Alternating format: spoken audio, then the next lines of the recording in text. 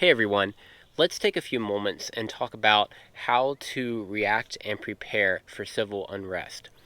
Over the past few days, the Supreme Court has released multiple rulings on several issues, one of them being Second Amendment rights and the other being abortion, with the latter effectively overturning Roe v. Wade.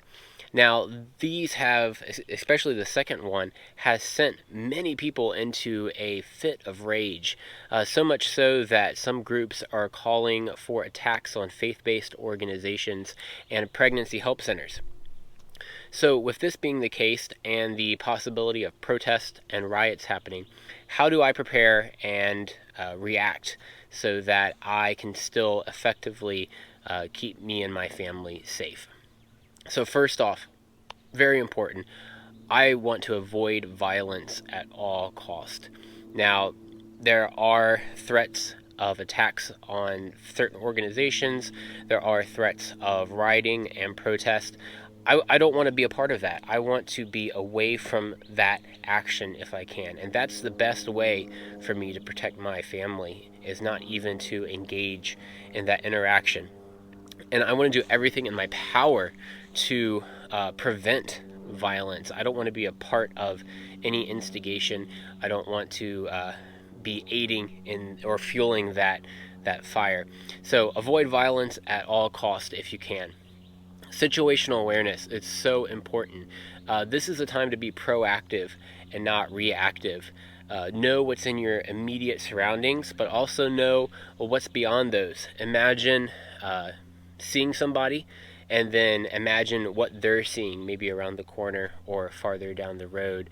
You want to be in tune to your surroundings so that you can be proactive and not reactive. Sometimes you may have to react, but being proactive in these situations is definitely the most ideal. Be aware of potential threats in your area. For instance, I only live about an hour away from DC, and that's where a majority of these protests and riots are happening. So as those increase and as those happen, I'm looking for if they are starting to spill into the smaller towns and areas surrounding DC. And if they are, I need to prepare accordingly. But really, how do you present yourself and prepare yourself? Keep cool, right? There's so much going on in person, in social media, a lot of lies being spread. Keep your cool. Don't knee-jerk react to something.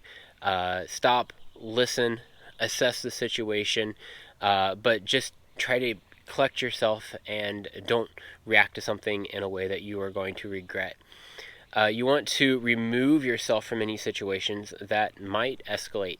Be really proactive on your de-escalation skills, knowing how not to trigger people, but be aware of any exits, and this kind of plays into your situational awareness. Be able to remove yourself from a situation if it calls for it.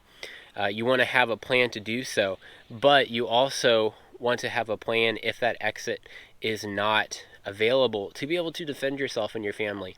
Now, avoiding violence at all costs, yes, but self-defense is the last resort when it comes to something, and you don't want to use it unless you have to, but you have to be ready to if the situation calls for it.